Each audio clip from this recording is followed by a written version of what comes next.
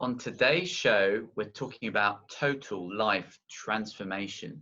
And Steve's going to be talking about how to remove weights from a heavy backpack, how to get clarity by wearing special glasses that you can create in your mind, and how to make better decisions in your life and your business and think much more clearly. Stay tuned.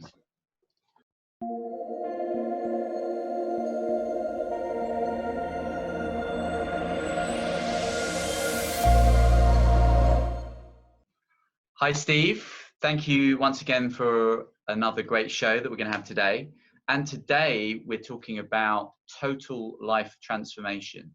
And, one of the things that I've found, and I'm sure you found as well, is that sometimes people, they might be successful financially, but they aren't successful mentally.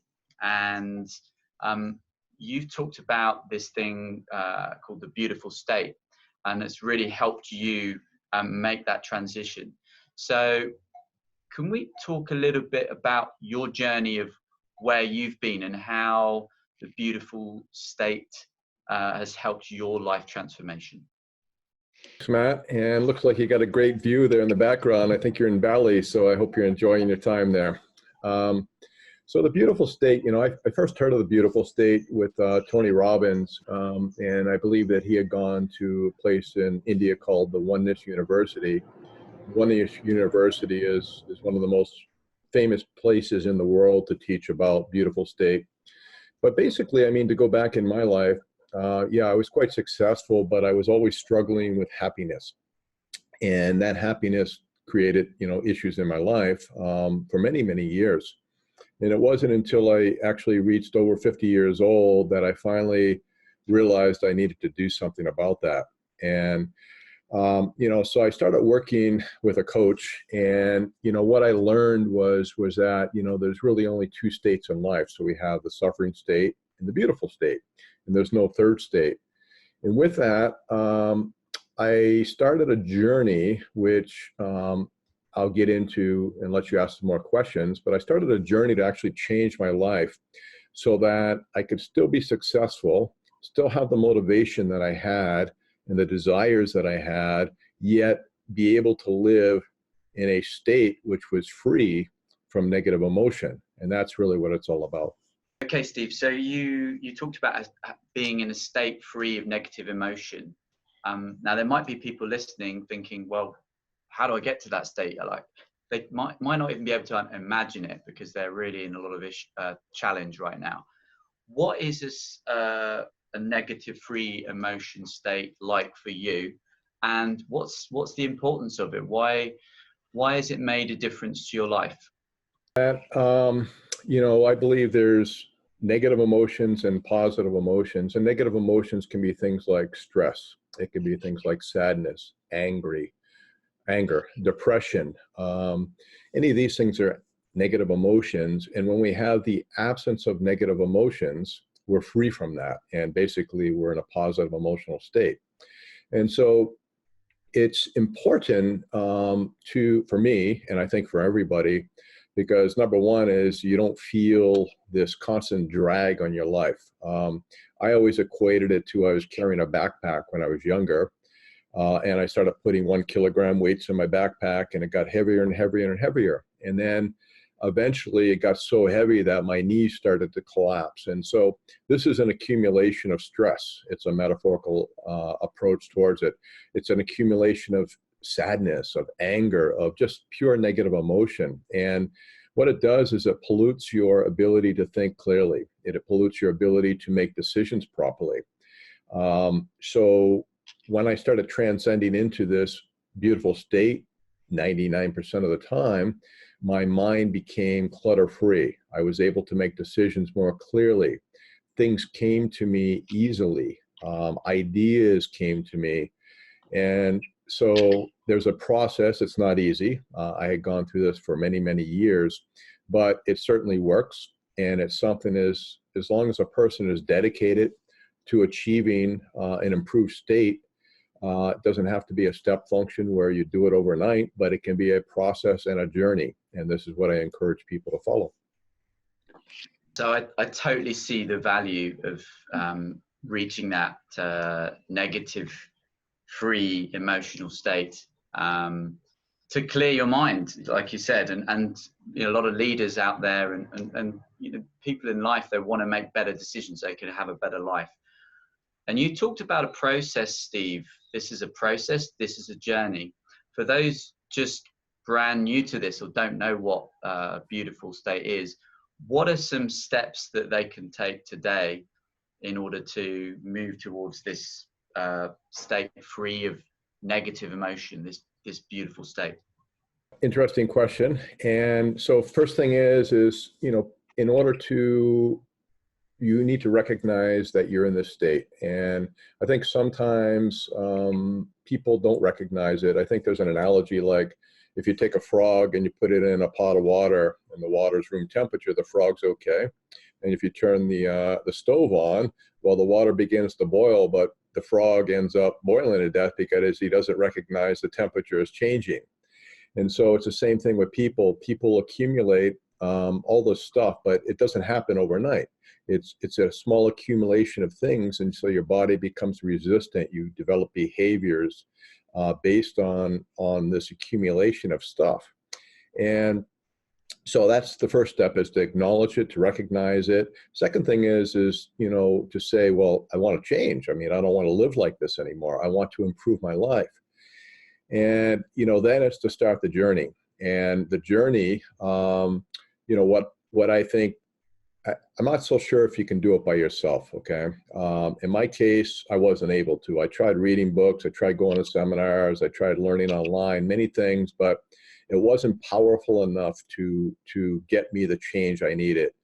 I needed to have somebody basically put me into more or less an NLP trance induction and take me through a process, which I'm happy to share with you if you're interested, but take me through a process. It was kind of a metaphorical based process also, and it also took more than one time because I was carrying a lot of luggage. And so that's the process I think people need to go through, is recognize you've got something you want to change, make the decision to change, and then get somebody qualified to help you through that process that you can trust to make that change. So it's a very clear process. I don't know if we're going to have time to kind of go through the processes in today's show. What I would encourage people to do, if they're interested in checking in with their present state and actually accessing this negative free, beautiful state that Steve talks about, is to book a call with Steve. I've gone through this process myself with him, and it's really game changing. And so I guess my next question, Steve, is about how do you maintain this? You know, once you know the process, and once you teach people the process, how is this something that you maintain, or like, how does it work from a longer term perspective once you know it? So there is a process to maintain it. And let me just elaborate a little bit about getting there first, because it's important. Before you can maintain something, you need to know how to get there. And to get there, the first thing what we need to do is we need to recognize, you know, when we're born into a pure state, and that we accumulate a lot of things throughout life. But one of the things that we accumulate is a self-image. And that is, let's say, pretending to be somebody that we may not have been intended to be when we were born. And so it's a self-image that we carry around. And almost everybody has one of these. Some can be a very small self-image, some can be a very strong self-image, and you can have more than one self-image depending on the situation. So the first thing is to recognize that, you know, you have this self-image. And going through the process, obviously, to clear that self-image, that's where we have to get into a deep, you know, mental state in order to try to remove this. And like I said, in my case, it took me at least 3 different occasions. So once it's removed, then it's going to be, how do you maintain it? And that's a good question. So for me, everything in life is about prevention and not reaction. And so what we want to do is we want to learn ways to prevent things. And the way we learn to prevent things is we learn to understand indicators, let's say, in our life that happen just before an event will happen. So let's say I'm going to get stressed. Well, I don't instantly get stressed. It's usually a buildup of something. So that might be, if I can measure, let's say, my level of stress, I can measure on a scale of 1 to 10. That's pretty easy to do. So what I could do is I could say, well, I'm going to measure myself and check myself every couple of hours throughout the day. I wake up in the morning, I'm okay. So I use a phone. Again, I've used this analogy before, but to say, where am I on a stress level right now? And you get to a point where you know you're going to cross a threshold that is going to put you in a really bad state, which is going to be very difficult to get back out of. So what we want to do is we want to predict when we're getting close to that point by asking ourselves constantly, where am I? Where am I? Recognizing feedback from the body, many different ways. But once you recognize that your stress level has gone from a level 1 to maybe a level 3, 4, now 5, that's when we want to take action. The way I take action is, again, to change your state, we want to change both physiology and focus. And focus is going to be, I teach people to, I try to anchor something from the past. Let's say, I always ask a person this, I'll say, hey, tell me a point in time when you were just having the greatest time in your life. You know, it could have been 10 years ago.